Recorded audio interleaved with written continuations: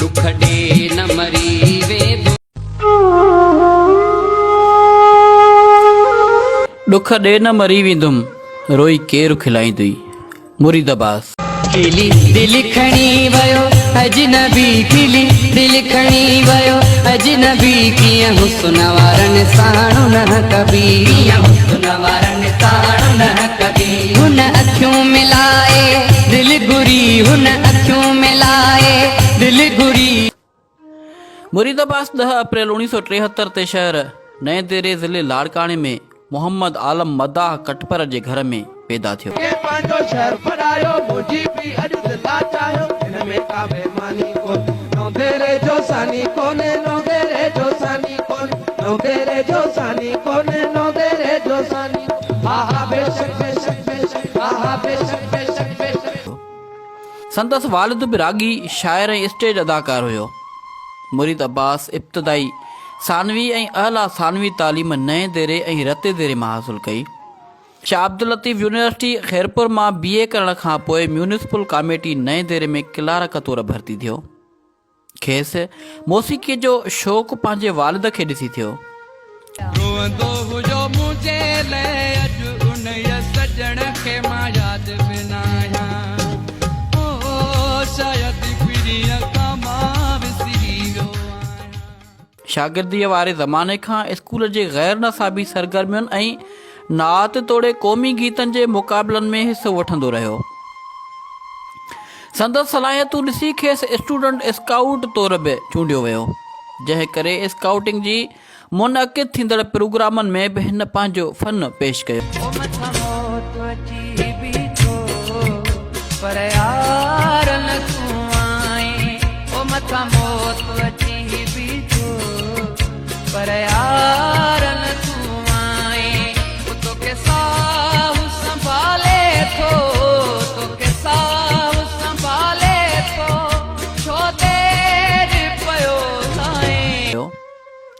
राग जी सिखिया उस्ताद अब्दुल गनी अयाज़ भट्टी ऐं गुलाम शबीर समे वटां हासिल करण खां पोइ ही कैसेट जी दुनिया जो मक़बूल अवामी रागी थियो। उदास लाश मुझे ते अची बिठो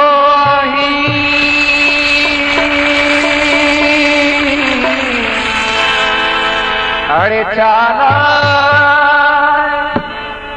चवी थो त तूं सुठो आहीं उदास लाश मुझे ते उदास लाश मुझे ते अची बिठो आहीं आए चाला चवी थो त तूं सुठो। संदसि पहिरियों ऑडियो एल्बम 1997 में जारी थियण खां वठी 1999 ईस्वीअ में शहादत ताईं केतिरा ई ऑडियो एल्बम रिलीज़ थिया। तुंहिंजे शहर में आयोसीं क़िस्मत सां पर सोना कोन रहायो तो यादि यको थो कयांसि तोड़े विसरी वियो आंसि।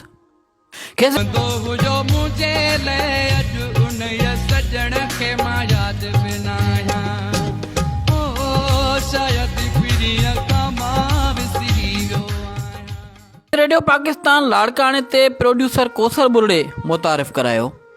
संदसि आवाज़ में केतिरा ई कलाम रेडियो ऐं टीवीअ ते नशिर थिया। शहादत खां पोइ बि सिंध जे कंपनियुनि संदसि आवाज़ में ऑडियो एल्बम जारी कया।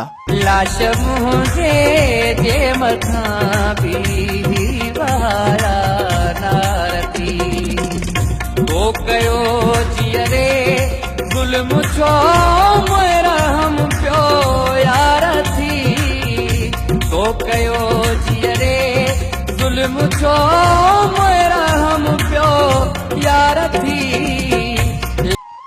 मुहर्रम जे ॾींहं जे दौरान संदसि आवाज़ में केतिरा ई नुहनि जा एल्बम पिणु रिलीज़ थिया। 27 मार्च 1999 ते नए देर शहर में खेसि गोलियूं हणी क़तूल कयो वियो। सोना सुभाणे जी कावश अखबार पढ़े जा सोना सुभाणे जी कावश अखबार पढ़े जा मुझे मौत जी तू खबर यार पढ़ जा। संदसि तदफीन नए दिर जे पीर चोढियल शाह कब्रिस्तान में थी। ए काश मोहब्बत में कोई, ए काश मोहब्बत में कोई शल दिल जे हथां मजबूर न थिए। अॼु हमेशह लाइ तोखां मोकिलायो तो वञा, तंग थियो हुई मूं मां तुंहिंजी जिंद छॾायो तो वञा, तंग थियो हुई मूं मां तुंहिंजी जिंद छॾायो